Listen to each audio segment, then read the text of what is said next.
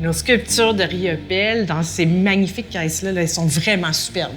Ça, là, c'est un travail de maître, honnêtement. Des fraîches caisses neuves qui s'en vont au Musée des Beaux-Arts du Canada pour une importante exposition qui a lieu sur Riopelle pour célébrer son centenaire.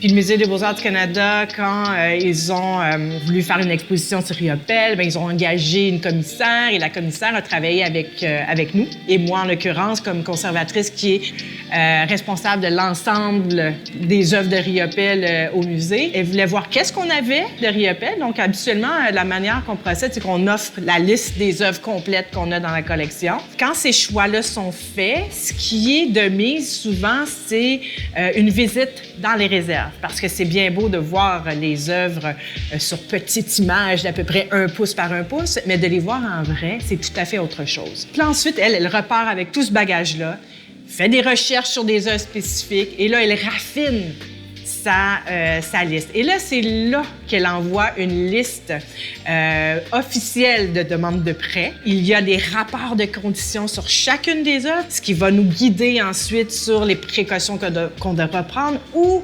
malheureusement, ça peut arriver des moments où on doit refuser le prêt parce qu'une œuvre est en mauvais état. Et ensuite, ce dossier-là s'en va à la chef des collections et c'est cette personne-là qui approuve de manière finale l'œuvre.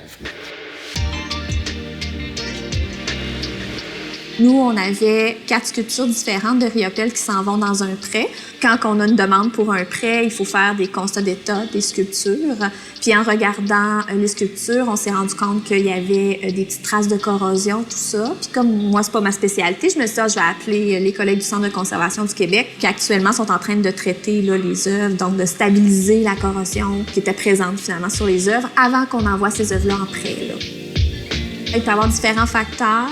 Soit il peut y avoir des impuretés dans le bronze, donc ça peut créer des petits points de corrosion. Donc, ce qu'ils font, c'est qu'ils retirent mécaniquement avec un petit scalpel, là, ils grattent tout ça. Ils ont utilisé aussi d'autres outils là, pour enlever là, des corrosions plus importantes sous certaines sculptures.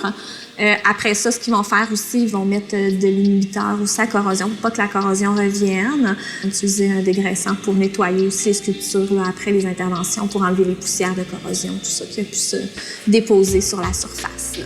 C'est quand même des grosses œuvres, donc c'est sûr que c'est plus facile de travailler en équipe là-dessus. Là. Puis eux sont vraiment spécialisés en métal, donc c'est pour ça qu'ils sont venus à 3 juste pour l'ampleur des travaux. C'est un prêt extrêmement important parce qu'habituellement, quand on a des demandes de prêt, on se limite à, bon, je sais pas, 5, 10 œuvres. T'sais, déjà, 10 œuvres, c'est quand même beaucoup. Et là, on en a près de 50 œuvres. Il y a des œuvres qui sont rarement ou qui n'ont jamais été prêtées. Des immenses collages qui avaient été réalisés directement sur les fenêtres du pavillon Gérard Morissette. Ces œuvres-là sont tellement immenses que ça peut pas rentrer n'importe où.